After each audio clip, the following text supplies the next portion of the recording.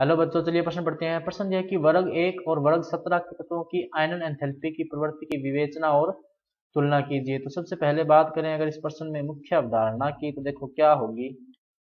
मुख्य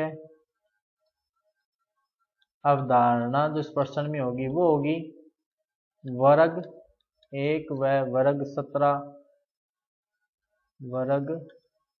17 के तत्वों की आयनन एंथैल्पी।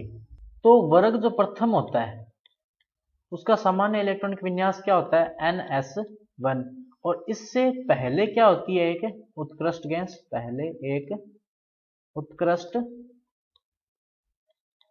गैस होती है। तो होता क्या है ना कि वर्ग प्रथम के तत्व ये एक संयोजी इलेक्ट्रॉन त्याग कर उत्कृष्ट गैस विन्यास प्राप्त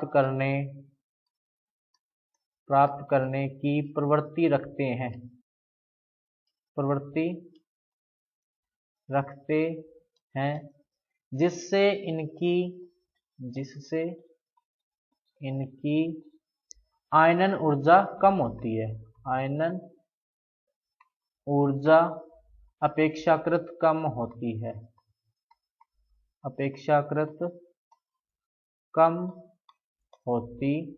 है। ये होगी।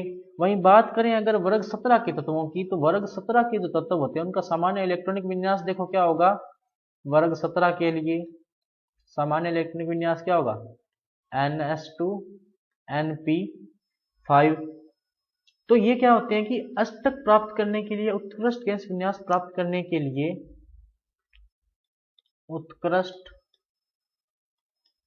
गैस विन्यास प्राप्त करने के लिए एक इलेक्ट्रॉन की आवश्यकता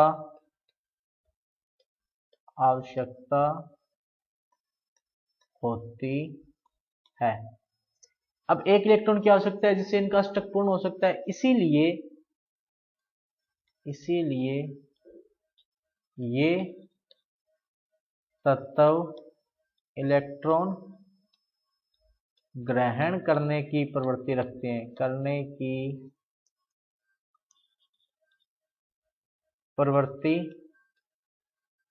रखते हैं। और यही कारण है कि वर्ग 17 के तत्वों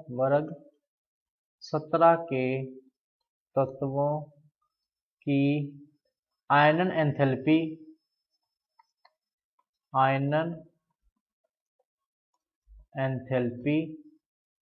का मान उच्च होता है।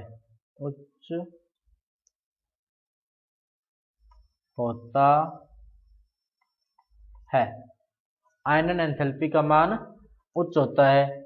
और बात करें अगर तुलना की, तो वर्ग जो प्रथम है और जो वर्ग 17 है इसकी आयनन एंथैल्पी का मान क्या होता है, अति न्यून होता है।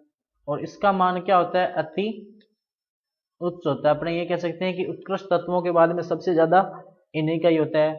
इसके अलावा अगर अपने बात करें तो इनका जो आयनन एंथैल्पी का मान है वर्ग में नीचे जाने पर कम होता है। वर्ग में नीचे जाने पर कम होता है आयनन एंथैल्पी का मान। और इनके लिए भी वर्ग में नीचे जाने पर